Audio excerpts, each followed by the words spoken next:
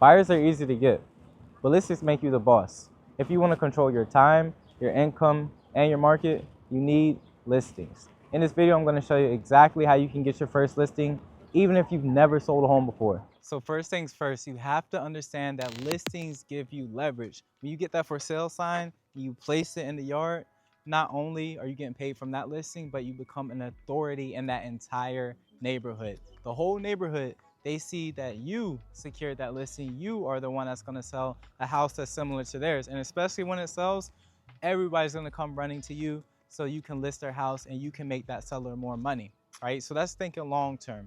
And you can farm neighborhoods also too. Like I said, it's much easier when you already have a listing to be able to get other people who want to work with you. And even let's say you have an open house for your listing that you do have. Cool. All right. We know that one of the hardest things about door knocking or reaching out to sellers is they may think like you may think that there's no reason in which you should be reaching out, right? So you go to door knock, all you have to do is say, hey, I'm having an open house this weekend. I'm having an exclusive neighbors only open house before the open house in which I would love to see you. When you do that, now you have the opportunity to get one-on-one with that potential seller in that neighborhood. And even if they're not looking to sell, guess what? They probably know somebody looking to buy or sell a property, and you are going to be the one to help them out. And another point of leverage when it comes to listing, you have more opportunities to get paid.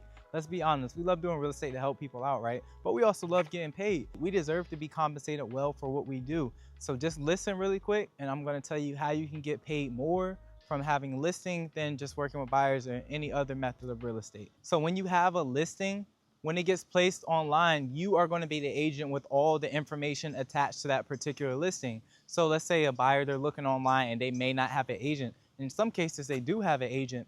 A lot of buyers only want to talk to the listing agent because they think the listing agent has all the information about the property. So you will have the first shot at many buyers just because you have that listing. And here in Virginia, we have something called dual agency. I believe other states, they may not allow it. You just have to check with your state regulations. But with dual agency, not only do you get paid from your listing, but you can represent the buyer too and get paid. So you, as the agent, can take on that entire commission instead of just taking on half or whatever you agreed to with the seller. So that's another way in which you can get paid. And that's just on the front end. Let's talk about the referrals that you'll get from being able to help and service these people. And honestly, if that buyer reaches out to you, it's a pretty easy job for the most part. You don't have to show them a bunch of houses. They already know what they want. All you gotta do is write the contract up. Just a disclosure, with dual agency, you do have to get the buyer and seller to agree simultaneously to do that transaction. And honestly, y'all, I could go on and really give you like a million points on why listings equal leverage, but we still got more things to cover. So I'm just gonna wrap listings equal leverage up. And the last point that I really wanna make sure you guys are in tune with is when you have a listing, you can work with so much more listings than buyers. If you have 10 buyers, let's say, right? You're driving them around the properties, you're showing them all these different locations, different cities, all of these things. Like, that's gonna take up your whole day if you got 10 buyers. Honestly, you probably can't even work with 10 buyers in one day. Probably you're maxed out at 3 or 4. But you can have 10 listings and live in a whole different state. Trust me, I know people who do it. You can have 10 listings and never even been to a property. Trust me, I know people who do it. Listings give you so much power in which you don't actually need to be physically there, because all you got to do is just handle the coordination, the admin, and the showings and all the things you're supposed to do as a listing agent, of course, but you don't actually physically ever have to go to the property except for your first time when you go out and assess it. So you can just stack up listings, and it's just ways to get paid and keep on having constant recurring income. And as I just talked about, that listing is going to lead to more transactions in the future versus the buyers, they may just be done. So now you know why having listings are so important. Let's talk about how you can actually get listings. So now when it comes to your SOI, you're not just going to reach out to them and be like, please let me represent you to sell your house, because you're not really doing anything. You're just begging. And we're not beggars. We are people who provide value. So you have to provide value. Stay around for the end of this video, because towards the end of the video, I'm going to talk about actual resources and tools in which you can make sure that you're giving value to sellers, to make sure that you're securing your appointments, and not just securing appointments, but making sure that you're closing on your listings. But make sure you lead with value. That's a super important thing, and that's how you're going to be able to convert people. Now we've established that you want to reach out to your sphere of influence to be able to gain listings. What comes next? What's another way to be able to find listings Okay, cool. What you want to do is you want to reach out to expired listings for sale by owner listings. And you may ask, Chris, how can you find these? Hey, they're available online for free. All you got to do is search expired near me or for sale by owners near me. And you can use these to leverage to be able to gain listings to be able to put on the market. And why I love these is because these are people who have clearly raised their hand saying that they want to sell their house. Expired means they have it listed on the market, or they had it listed on the market, but that listing expired. Now it didn't sell for whatever reason. That's on you as the agent to dig into the reason on why it didn't sell. But just giving you a quick tip, if homes don't sell, 99% of the time it's because of price. And you may think, all right, what about the most messed up, burnt down house all the way to the ground? Well, guess what? It was priced too high. That's why it didn't sell more than likely. So remember that with expires. And for sale by owners, these are owners who have posted their home and they don't want to use an agent. They've just posted it wherever, or whether they've just posted it on whatever platform, and they expect people to reach out to them. And a lot of times they list it for sale by owner because they do not want to pay an agent. They don't want to pay an agent commission. You, agent, is your job to explain to that owner on why they should pay an agent commission. You may say, Chris, you're only saying they should pay an agent commission because you're an agent yourself. You want agents to make all the money in the world. Yes, I do want agents to make all the money in the world, but I also want home sellers to make all the money in the world too. It's a win-win. We can have both, right? And why I say a for sale by owner listing with the agent will make them more money is because for sale by owners, they just don't have the resources that agents have. They don't spend the money as far as marketing. They don't know the tactics. They're not in the trenches like agents are day in and day out. So an agent can pretty much guarantee you that you're going to net more for your property versus you trying to sell it for yourself. You got to think, majority of the time for sale by owners, they take a very long time to sell, if they even sell for sale by owner, versus an agent. Typically an agent, a good agent at least, they're going to sell properties very, very quickly. So you got to think, all right, if a for sale by owner, if you're holding a property, let's say 6 months, well, what happens when you're holding the property? Is there a mortgage on the property? If there is a mortgage on the property, you're paying that mortgage. Your home is also depreciating. Things could break during that time. You got to deal with all the stress of showings and coordinating offers and having all these people reach out to you, property taxes, all of these things. Versus an agent, if they sold your home within 1 month, okay, what is the value in that? And sellers, they just have to determine that. And as an agent, you have to get the seller to really determine that. So make sure you're giving value to these. Now, the great thing is, like I said, these are some very motivated people, expires and for sale by owners, but a lot of times they're in distress, they're distraught because they've had a bad experience previously with an agent. So how to deal with that, listen agents, this is how you deal with that. You focus on their dream outcome. At the end of the day, you focus on the value that you can give them. And what is their dream outcome? Typically, home sellers pretty much have the same dream outcome. They want to sell their property as quick as possible, and they want to make as much money as possible. And your offer needs to match that specific dream outcome. And if they have a different dream outcome, that's what digging into it when you speak with them via phone or in person, you'll find that determination out. And remember, for sale by owners and expires, you can find them literally everywhere, literally anywhere. They're all around you. You can just look a neighborhood, walk a neighborhood, see if you see any of those little red for sale by owner signs. Those are for sale by owners, or you could just look online to find those very easily. Now, I want to tell you about another strategy in which you can find listings is open house strategy. You may say, okay, how can I find a listing from an open house? And the first point I was telling you about using listings for leverage, I kind of talked about it, like how you can use open houses, but I want to dive into it more into this segment. So you can use an open house as a foot in the door to be able to gain other listings. Like I said, use the neighbor method. Have an open house for a specific property. And the great thing about having open houses, this does not need to be your listing. Many listings, they need open houses, but a lot of times the agents who are getting all the listings, they don't have any availability to be able to do open houses. So as a newer agent, someone who doesn't have much going on, what I would suggest is reaching out to that agent that has a lot of going on, that has a lot of listings, and say, hey agent, can I host an open house for your listing this weekend or whenever you decide to do it? Now, when you do it, you want to do it for a 3-hour time window, I would say. And as a new agent, you want to do as many open houses as possible because this is just free opportunity just waiting here. You don't have to pay for leads. You don't have to do anything like that. Just have the open houses, right? So you'll have the open houses and make sure they get posted publicly and things like that so you can attract clientele, right? But that's just your regular buyers and all that. You're asking me, how do you get listings from open houses, right? So how you get listings from open houses is you have your open house normally, But what you'll do the day before, actually I would recommend a few days before, is you want to door knock that entire neighborhood and talk to the neighbor. Say, hey neighbor, I have this house, 123 Main Street. I'm having an open house for it on Saturday. And before I have the open house, what I want to do is have an exclusive neighbors only open house in which I'm personally inviting you to.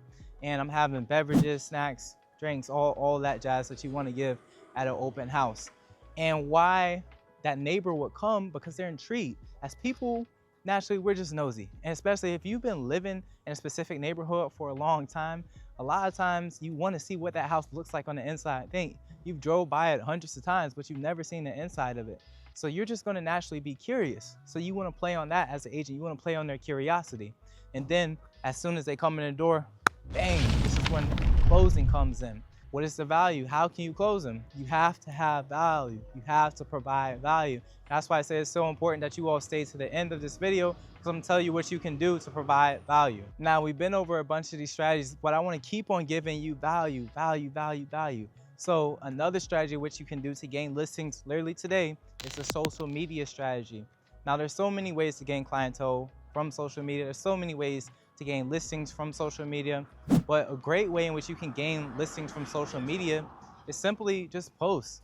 Be like, hey, like I'm looking to help blank amount of homeowners this year sell their property. Or you can go even further deeper and providing more value and saying like, hey, did you know that in so-and-so year versus so-and-so year, average homeowners typically have blank amount of equity for their property, and they typically make blank amount when they sell. And that's just going to be dependent on the area. That's just going to be depending on the time, all things like that. You just have to figure out. But just putting value out there on social media, and people will start to reach out to you or even monitor your timeline. See things like, are major events happening in people's lives? Like you may know somebody who bought a house before you were in real estate. They may have brought their starter home, but okay, did they start a family? Are they moving? These are people that are likely to be selling their house in the near future. So you should be reaching out to them.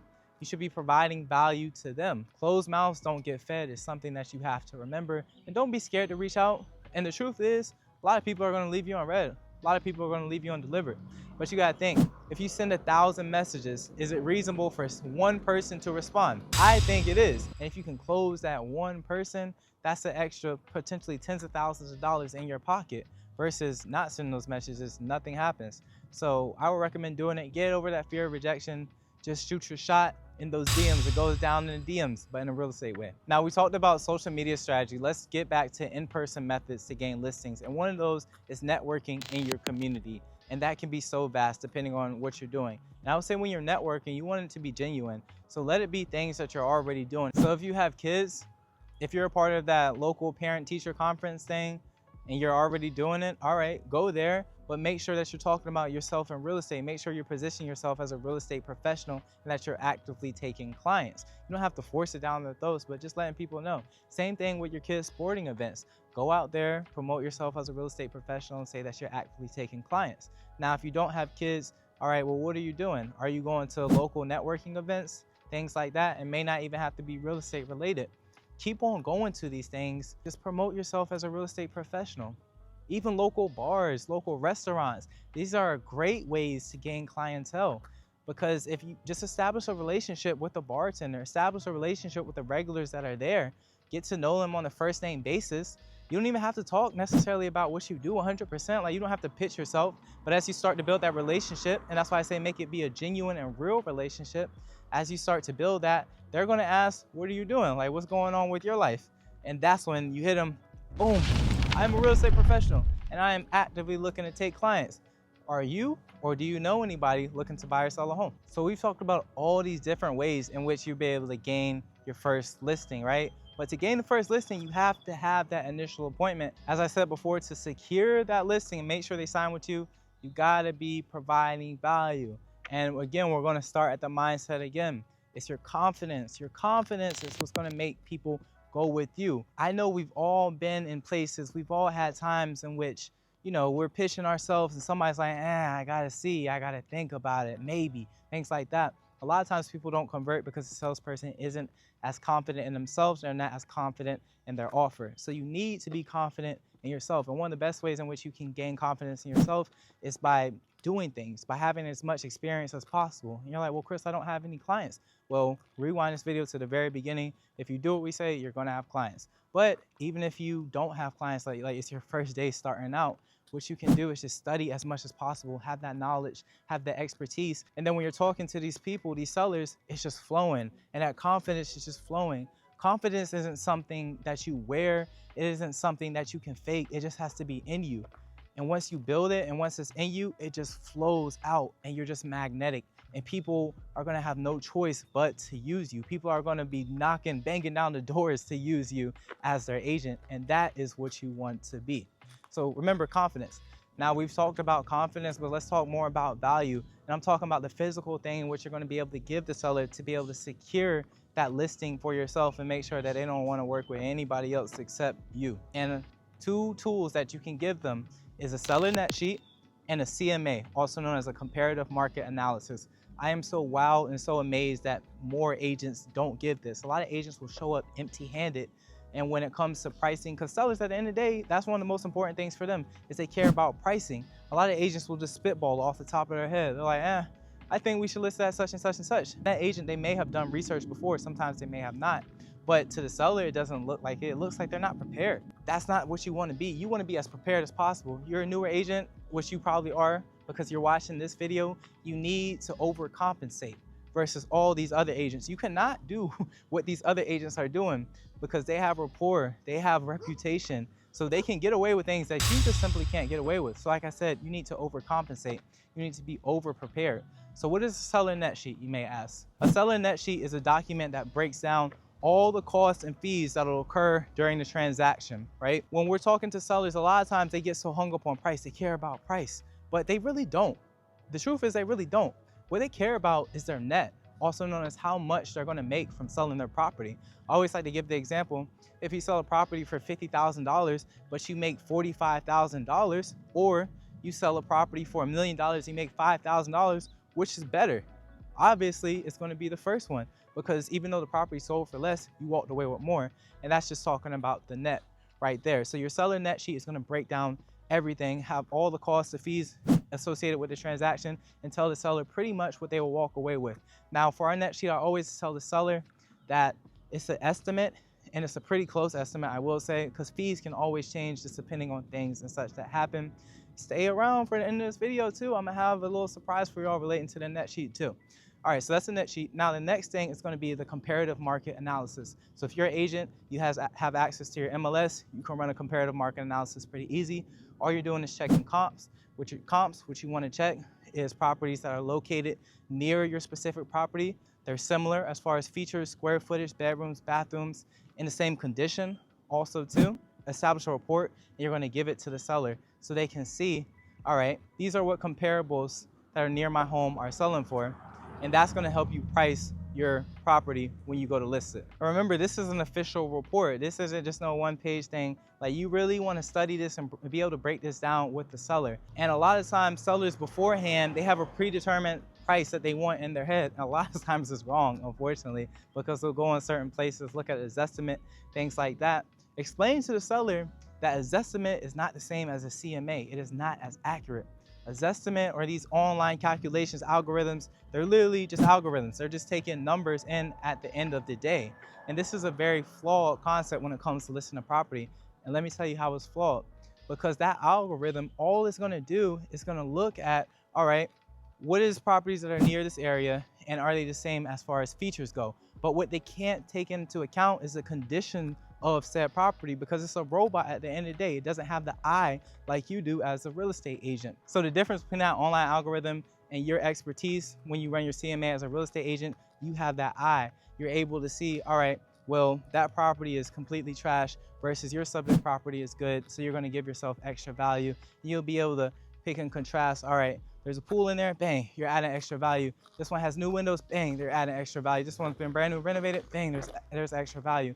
Oh, this one doesn't have a pool, cool, we're taking out value, and so on and so on. And when you can prepare that and give that to a seller, They're going to be so confident in you, and they're going to know that, okay, this is what I need to price my house at. Listings change everything. One great listing can attract buyers, sellers, and even referrals. If you're ready to win your first one, you need the resource that's going to push you over the top. To get that, click the link in the description below to get my free seller net sheet so you can present that to sellers at your first meeting, so you can convince them that you know your stuff and have them list with you and you only. And when you've done that, make sure you watch the next video to find out about anything about real estate and real estate investing. Bye.